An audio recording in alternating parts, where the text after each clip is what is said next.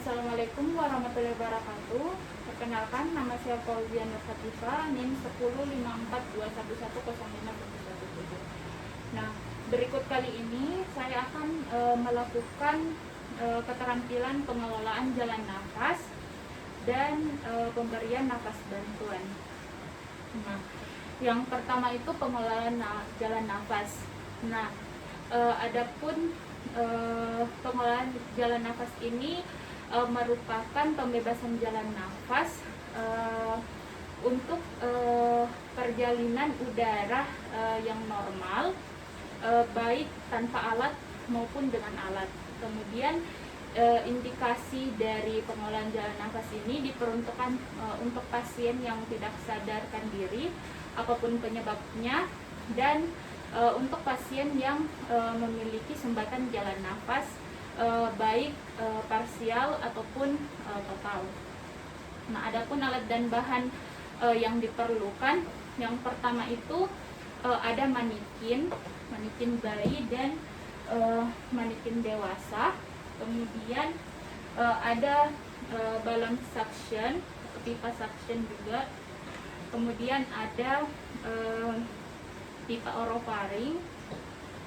Kemudian ada pipa nasofaring, ada gunting, ada gel, kemudian ada fasa steril, ada plester. Nah, yang pertama-tama jika kita mendapatkan pasien dengan sumbatan jalan nafas, yang pertama kita nilai dulu airway-nya. Kita nilai airway, apakah terdapat sumbatan jalan nafas atau tidak. Kemudian kita nilai breathing atau pernapasan dari pasien dengan menggunakan look, listen, and feel. Nah, yang pertama kita look.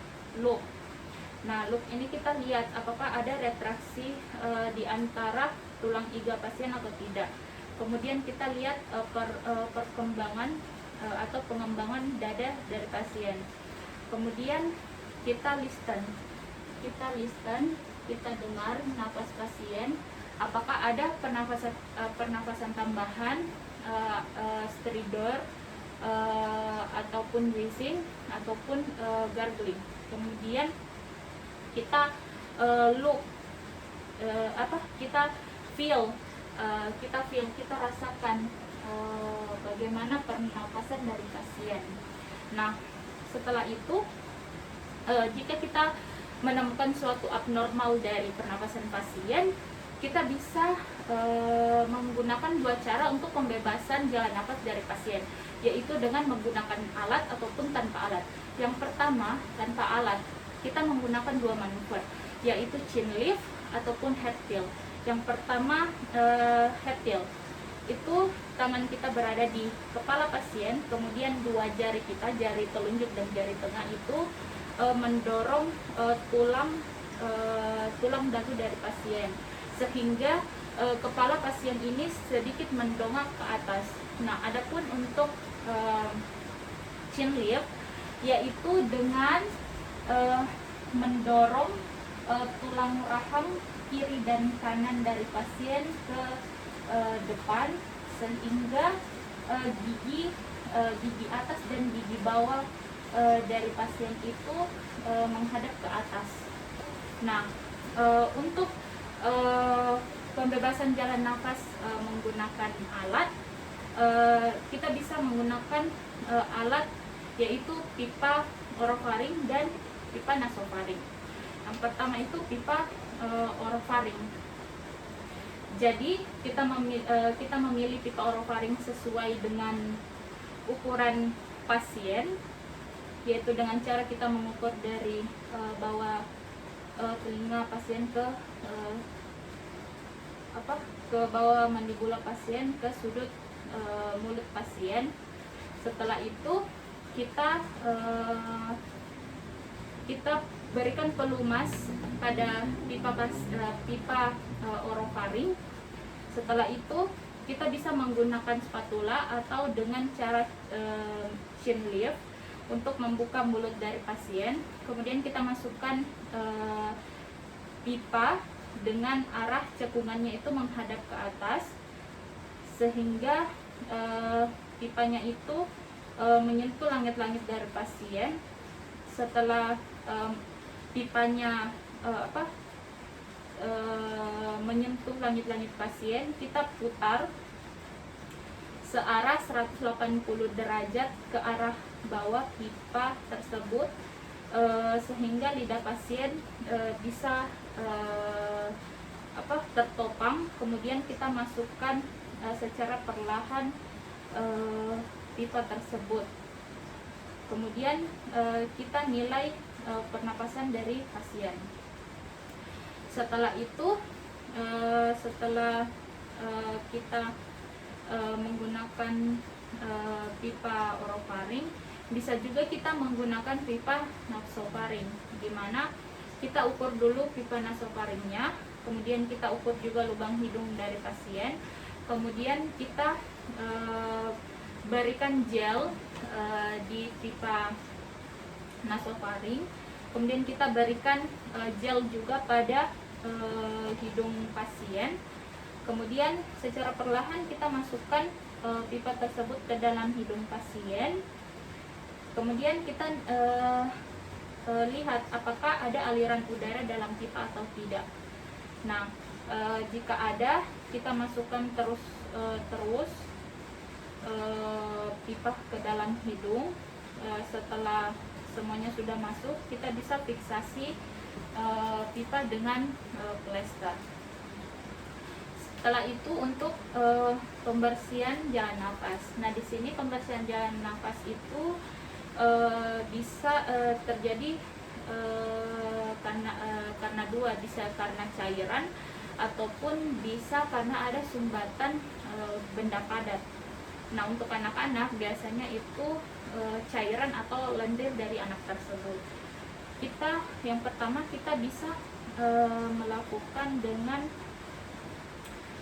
kedua jari kita, yaitu usapan jari, jari telunjuk dan jari tengah. Kemudian kita baluti dengan kasa steril. Sebelumnya itu kita menggunakan handscoon terlebih dahulu. Kita balutkan tangan kita menggunakan kasa steril. Kemudian kita masukkan ke dalam mulut dan kita bersihkan cairan-cairan tersebut atau lendir. Bisa juga untuk bayi itu bayi atau anak kita bisa menggunakan balon suction. Kemudian setelah itu untuk sumbatan jalan nafas dikarenakan benda padat, yaitu bisa, yang pertama kita bisa menggunakan teknik back blow, yaitu satu tangan kita memegang pasien. Usahakan pegangan kita ini kencang sehingga pasien ini tidak mudah terjatuh ataupun tersungkur. Kemudian kita menggunakan satu tangan lagi, kemudian kita kepalkan untuk melakukan pukulan atau hentakan di antara tulang belikat dari pasien sebanyak 5 kali. 1, 2, 3, 4, 5. Nah, jika pasien tidak sadar, kita bisa melakukan abdominal thrust jika pasien sadar, yaitu dengan kita memeluk dari belakang pasien, kemudian kita lingkarkan tangan kita di perut pasien, di antara pusat dan epigastrium pada pasien. Kemudian kita hentakkan 1, 2, 3, 4, 5. Nah, setelah jika pasien tidak sadar, kita bisa membaringkan pasien, kemudian kita bisa berada di atas tubuh pasien atau juga bisa kita berada di samping pasien. Kemudian kita menggunakan dua tangan yang saling tumpu untuk menekan di bagian perut pasien antara pusat dan epigastrium dari pasien. Kita lakukan hentakan atau tekanan 1, 2, 3, 4, 5. Nah, setelah itu kita lihat pada mulut pasien apakah terdapat benda asing. Jika terdapat benda asing, kita segera ambil benda tersebut. Jika tidak, kita melakukan tiupan mulut ke mulut, jadi dari mulut kita ke mulut pasien, dengan memperhatikan perkembangan atau pengembangan dari dada pasien. Nah, jika hal ini tidak berhasil, kita lanjutkan ke penanganan cricotiroidotomy dan tracheostomy. Lanjutkan dengan pemberian nafas bantuan. Nah, adapun untuk pemberian nafas bantuan ini diperuntukkan untuk pasien-pasien yang mengalami gagal nafas. Nah, adapun alat dan bahan yang diperlukan yaitu manikin, kemudian ada sepasang handspoon, ada Baclofen-Max, ada pipa orofaring, ada pipa orotrachea, ada pipa nasotrachea, ada stetoskop, kemudian ada plester, kemudian ada gauze steril, kemudian ada pipa suction atau suction, kemudian ada laryngoskop dan baterai, kemudian ada pegangan laryngoskop dan lampu, kemudian ada semprotan anestesi lokal untuk nasal, kemudian ada selang oksigen dan tangki oksigen, kemudian ada spatula, ada dan ada forceps. Nah, jika kita mendapatkan pasien dengan gagal nafas, kemudian kita lakukan pemberian nafas bantuan dengan VTP, yaitu ventricle tekan positif, yaitu dengan cara yang pertama kita bisa menggunakan Baclofen-Max. Sebelumnya itu kita memilih ukuran masker yang tepat untuk pasien, yang menutupi wajah pasien dengan sempurna sehingga tidak ada udara yang keluar. Nah, jadi satu tangan kita menekan masker tersebut dengan rapat pada wajah pasien, dan satunya ini memompa Baclofen-Max-nya. Nah, jika ini dilakukan dengan dua orang, orang pertama itu memegang maskernya dengan kedua tangan, dan orang kedua itu yang memompa Baclofen-Max-nya dengan kedua tangan. Nah, setelah itu kita melakukan intubasi orotrachea, di mana kita pastikan dulu pasien tidak ada sumbatan jalan nafas, kemudian kita pastikan oksigenase dari pasien ini cukup, kemudian kita lakukan pasca oksigenase, kemudian setelah itu kita kembangkan balon laryngoskop. Gunanya yaitu untuk mengetahui apakah ada kebocoran atau tidak dari balon tersebut.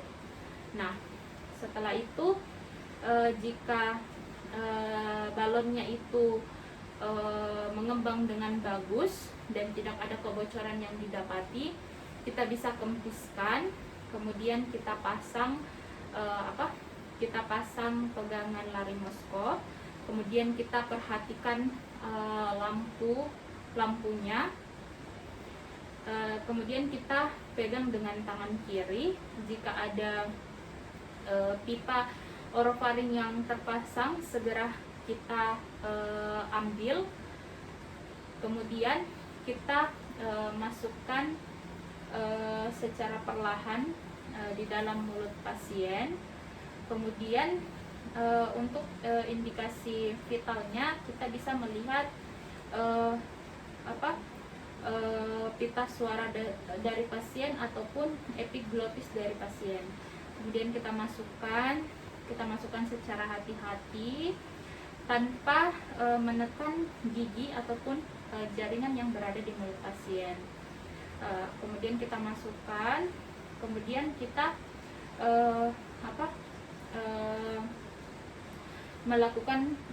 kita kembangkan balonnya dengan spoit yang berisi udara.